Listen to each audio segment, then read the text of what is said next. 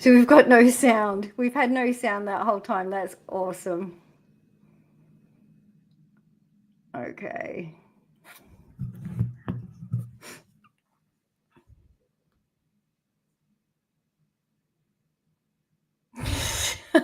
So let me start this all again because we've got no sound.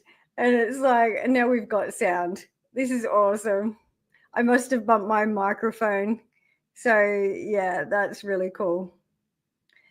Anyway, trying to do everything at once because CryptoPlus isn't here at the moment. So he's not working. So let us go back to BTC and I will run back through everything. So that's awesome. So thank you guys. If I hadn't had the chat up, I would have seen it straight away, but I didn't have the chat up. So yeah, trying to do everything at once. Anyway, okay, we've just had 10 minutes of like sign language. So if you could lip read, you would know everything that's happening. But yeah, we're just gonna go back. So Bitcoin, as I was saying, we nearly hit 106. We're pulling back at the moment. We're doing 2 steps forward, 1 step back. We look to be having an ending diagonal here, which more than likely could pull back to sort of a support region. This support region here for Bitcoin is going to be about 100, 101. So if it does pull back, so essentially that, I'm going to put some fibs on it and do it properly and just show you all what we are doing. So likely this is just the third wave. So we're going to go for this 236. So that's at that support. That's 100,549. So, and that's the likely pullback here, and then a continuation. So that 109, sort of 500 to 700-ish, depending on what exchange, is going to be that hard resistance. And then when we go to the BLX, we see that that next resistance is at that 118 to 120.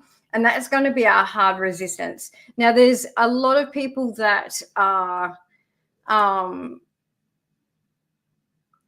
already in shorts at the moment. So I wouldn't be entering like long-term shorts. If you were like short-term, yes, because I think we're overdue a pullback, as I was saying, and none of you guys could hear. But yeah, so I think the market's going to get a small pullback and then we'll continue. So BTC dominance is having a bit of a pullback as well. So we've got some support coming back down at about 60. So that should allow ALTS to breathe. We should get a pullback on ALTS though first. So that's kind of what is happening. When we go to the total, we're seeing that we could be forming. So this is a daily. We need to watch this candle. If that forms as a doji, then we're going to get a pullback, and that's going to look something like gold. So this is the gold chart that I showed you a couple of weeks ago. I showed you that it had a gravestone doji and it is pulling back. So at that point you would have been selling out, and it should pull back and retest that channel. So that's if you're in gold and trading gold, it's about 3,000 it's coming back to. So when everything is uncertain, all the old fogies move into gold. And so that's all sort of clearing up. And, you know, we've got Trump has done a deal with China, and they've got a 90-day deal where USA tariffs are at 30% and China tariffs at 10%. So that is looking really good. So Ethereum, so this was the one that I was telling you about. I don't know if anyone heard it, probably not. So let's go back to that, because I was addressing the Petra upgrade. There's a issue here with Ethereum where essentially it's something that is needed but can be risky, because to bring new people into the market, we need to make everything super easy. And that's essentially what the Petra upgrade has done on Ethereum. It makes it easy for anyone to get into crypto, for anyone to sort of, move tokens and that sort of thing in and around their wallet in a single transaction. So by signing an off-chain message. But that also means that scammers can trick you into signing a malicious message through like a DApp or a phishing site that could take control of your wallet and drain the ETH tokens. So they could take literally everything. Yeah, so that's the only thing that's wrong with this. So, but that with crypto happens every day. So people like click on links, their phishing links, whatever, and their wallets get drained. So this is nothing new. It's just making it easy for everyone else to get in, and you just need to be super vigilant. So yeah, I think overall it's a good thing. And that's showing with the ETH BTC pair. And we're seeing this at the moment, which is it should come back again one more time to about 0.02334-ish, around that region, and then take off. So yeah. So I'm just so yeah, no, it wasn't just you, Bazza. It was just me being like a bit retarded and not checking my microphone after I bumped it. So yeah, thank you everyone. And I should have checked all these messages earlier. So I'm just about to go into ALTS if anyone's got any quick requests, and I've got a few charts ready. So just to look at where we're kind of hitting levels, where we are sort of going to pull back. If you have a look at Il Capo, he is fully short at the moment, so he's hedging. I wouldn't be hedging.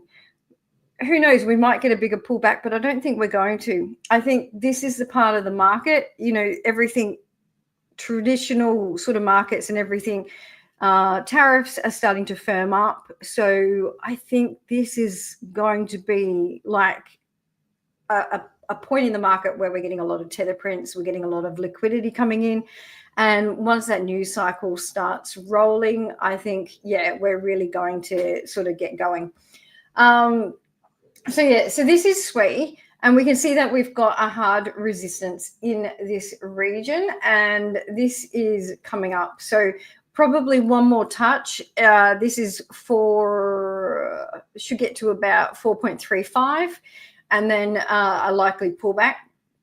We can see that it's just turned up. So if we get a lot more volume, they do some announcements, it will break through. It really does need to break through that resistance. That's a, quite a sort of pivotal one. It's also around the pivot for the bullish sort of momentum to head up. So, that is at 4.25. So it's kind of just touched that region. So this is a good point for it to break through and to firm up that bullish pattern. But yeah, as we can see, we've got bearish divergence on a lot of the charts. When we go up to the daily, we are looking very overbought on, not so much on this one as yet. It still has a little bit of room. As I was saying, and I don't know if I showed you this and you heard it, but when we go back to the previous all-time high on Bitcoin around November, we can see that we had bearish divergence right from this point. So which was right from July right through to November, where we hit that all-time high, previous all-time high. So RSIs can lie to us in these regions, so just be super careful when you're sort of when we go into bullish momentum. My theory is to keep pushing stop losses up, and that is putting them under the swing lows. So go down to a lower time frame on SWE. So if we go to a 45-minute, you can get a swing low. So I would put a stop loss probably about 3.87 here. although it looks kind of, you know, like it's almost going to pull back. So I would start maybe selling out of this one. So one that hasn't really done a lot this week is Telcoin. And I was looking at that. We did break the pivot, but we haven't broken the second pivot. And it's looking a bit kind of bearish on the indicators. Even the MACD is really flat, not a lot of liquidity coming into this one at the moment. So this is one that hasn't really gone, so it might be worth a look. Let me have a look. Got XRP.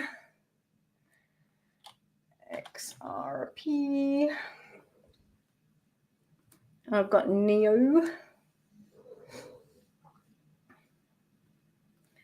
So XRP has just popped its little head out. So we want it to hold above that previous breakout zone. So that's the ideal thing. When they break out, you want it to retest and then head up. It's got some bearish divergence coming in on the daily on the stock. So when we get the stock, we get these MACDs not starting to pull back. So I think this is just going to be a little bit of sideways before it does sort of continue.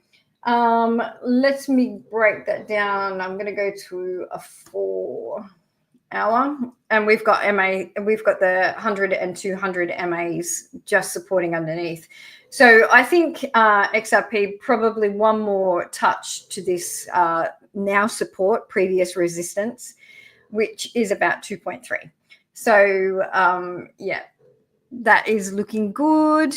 NEO, which I haven't looked at forever and ever and ever. NEO. I haven't Nero Octo. I don't even know what that one is, Bassett. It's like, what the hell? So we can see that this hit my targets and then it's come all the way down. Let me just take some of this stuff off. Gone. All right. So NEO is one that hasn't had a nice like move or anything like that. So that is going to be my pivot. So if you ever see my charts and they have this blue dash line, that's a pivot. So that's an Elliott wave pattern break or a pattern change that I am assessing. And so that'll be there. So it's at 14. It hasn't even come near to that yet at all. So at the moment, it's got a cross on the 100 and the 200. On the 4 hour though, this is really, really, really overbought. So going down to lower time frames, you want to be checking if it's still overbought. So this is going to pull back. On the daily, let's have a look. Oh, we've hit resistance on the daily on the 100 MA. So that is always, you can always almost guarantee that it's going to pull back at that point. And you can see that it's quite high here. So a minor sort of pullback before it can get over that 100 MA. Next resistance is going to be about 11 for NEO. And after that, it doesn't look like it's going to be a massive pullback. Should hold about 6.81. That is the other Elliott wave pivot in this region. So it's going to be a nice one to ladder into and start to get some momentum happening quite soon. What have we got? Nero Octo. Let me see. I don't even think I've got that one on my chart. So Nero, or is it a different one?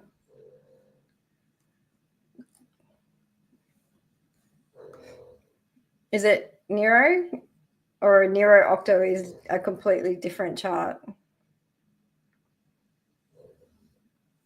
It's gone somewhere. It's obviously corrected this one so long ago. Let's have a look at it. It looks all right, actually. Like most alts at the moment, this one is sitting at 86. So that is imminent pullback on a 6 hour chart. If this is the chart, yeah. So I'd say it's quite wicky as well. So this is kind of like what Bitcoin's trying to do at the moment. It's like 2 steps up, 1 step back, 2 steps up, 1 step back, 2 steps up, 1 step back. And then, yeah. So I don't know if this is the actual chart that you wanted, but yeah, that's it. It looks like it's sort of due a larger pullback when we got to the daily. Yeah, daily is also sitting over 80. Still has a little bit more room to move on the daily. Can go up a little bit more. That pivot for this one is sitting at about 5.0005. So if it can pierce that region, this is going to be a good chart.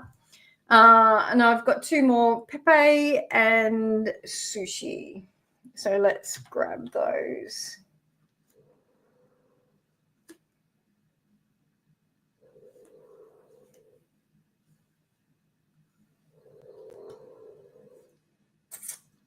So Pepe is sitting at the pivot and it has pierced it, which is a nice sign. So because it has pierced it, that normally means that this will just pull back here and then continue up. So it is looking quite good. So again, all of these alts look like we're going to get a pullback. If this market's super, super bullish, that won't happen. So it'll be like going back and, minor pullbacks, and you're just going to be like buying higher. So that's why I was saying keep raising your stop loss into profit. And if your stop loss gets hit, move into the next coin. And that's going to be the best sort of thing as we change momentum. But they are getting into regions that they are looking like they need a pullback at some point just to reset those indicators. Doesn't mean it's going to be massive. It may just mean that it just goes sideways for a little bit. And I'm just going to take this off and see where we are. So Sushi probably likely come back down, test that 100 MA, which is at 706. And then continuation up. Next resistant for Sushi is at 1. And then it's the next resistance after that is 1.27. So that's going to be the major. And then we've got one up here. And you'll find that a lot of these pivots actually match up with Fibonacci, because that's how Elliott wave works. So we're going to sit here. There we go. It's just a bit above. Hang on. That's because I've got it above. But you can see that a lot of the pivots on Elliott wave match the Fibonacci. So depending on what the bots are doing, they'll just undersell on those. But yeah, for Sushi, I do think, again, we're going to get a little bit of a pullback and then a continuation. Post a video on US day, yeah, versus video app. What is that? Okay, spam. I've got some spammers in there. Yeah, so there we go. So thank you for watching. Thank you for my sign language at the start for the first 10 minutes. I'll go into YouTube and I'll edit all that out. And yeah, I'll try to remember that next week so that you don't get a sign language update. It's like, and make sure that my mic's on from now on. So yeah, so don't forget to sign up with Femex. That would have been on the last one as well. It would have been all sign language. So head to gettingstartedincrypto.com and get into those free Femex signals. It will give you instructions on how to do that. And you need to use our referral code. You need to deposit $1,000 and start trading, and you get the free signals. And they are on absolute fire at the moment. So you'll be making squillions. Yeah, so thank you guys for watching. I'll try and hit all the buttons, try and get this all going. And I will catch you on X, Instagram, TikTok, YouTube, all the socials, and of course, inside Getting Started in Crypto. Thanks for watching. you.